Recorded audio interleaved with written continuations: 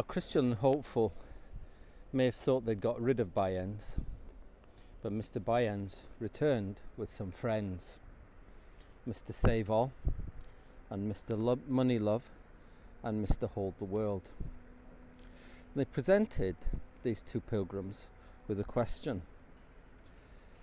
If to become religious is a virtue, it doesn't really matter then how or why that person becomes religious, because it's a virtue. Secondly, is it unlawful to get a rich wife or more customers and work for my shop? And then thirdly, if a man can get these things by becoming religious, he gets what's good, and what's good of them become his and himself.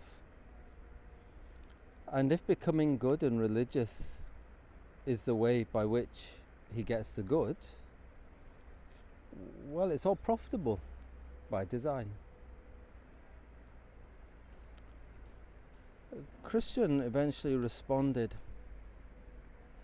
heathens tried this when Hamor and Shechem had a mind to gain the daughter and cattle of Jacob. They saw no other way than by circumcision. Religion was a stalking horse by which they aimed to get the cattle and daughter of Jacob. The hypocritical Pharisees also used religion. Their long prayers were a pretense to get widows and houses. That was always their intent. And God damned them, and there was greater judgment because of it.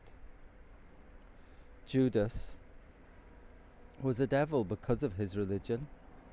His religion was for the money bag, that he may possess all the money therein. And he was lost and cast away. Simon the witch, he wanted to use religion as well, so that he could get the Holy Ghost and therefore make money. The question you ask, therefore, I perceive you've done, and you accept it as authentic, but it is boorish and hypocritical and devilish, and your reward will be according to your works. Well, the three men stood looking at each other, and they didn't know how to answer Christian. Hopeful approved of Christian's response. There was a great silence. Mr. Byends and his company staggered and kept behind Christian and Hopeful for a little while.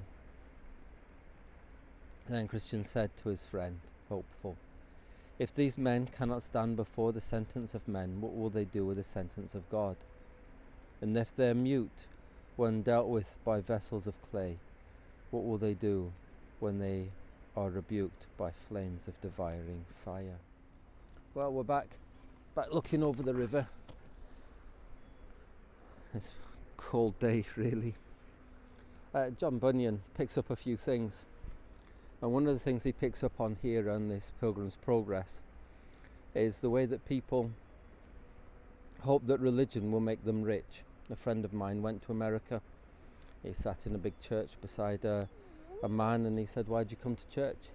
The man said, "Oh, I get all my custom on a Sunday at church, and that sees me through the week." He was a gardener. Well, I understand that the man wants custom, but you wonder if the real benefit that he should have received from the church which was to know Jesus Christ, to follow him, to love him, and to worship him, was lost for the sake of money in his pocket and a busy week.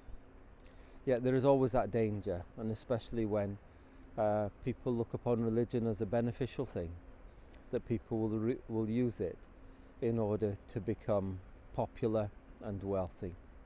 But that kind of person, at their heart, popularity and wealth is the God, and the religion is just the means, the stalking horse, says Bunyan, by which they achieve what they want, and eventually they'll become undone.